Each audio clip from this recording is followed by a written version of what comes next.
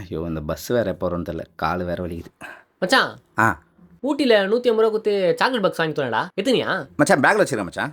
பேக்கில் தான் இருக்குதா? ஆ. சரி சரி மச்சான் ஆ 300 ரூபா கொடுத்து அம்மாக்கு மூட்டு வலி தேனை வாங்கி கொடுத்தல, அது எத்தனையா?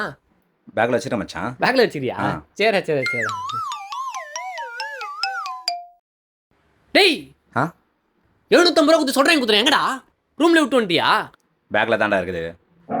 பேக்கில் தான் இருக்குதா? சரி மச்சான். மச்சான் ஊட்டியில் 500 ரூபா கொடுத்து. டேய் டேய் எவ்வளோ ஆச்சு? நீ வாங்கி கொடுத்துருக்க எவ்வளோ ஆச்சு? சொல்றா கணக்கு சொல்றா. இப்பயே தரேன்டா.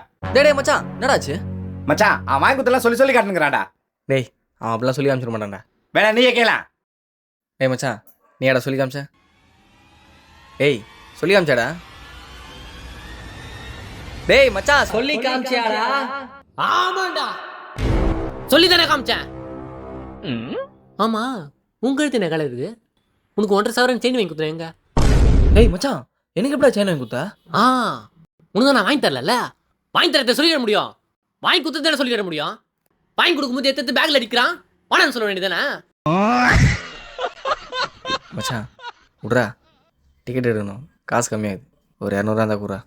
டேய் உனக்கு டிக்கெட்டுக்கு காசு இருக்குதாடா?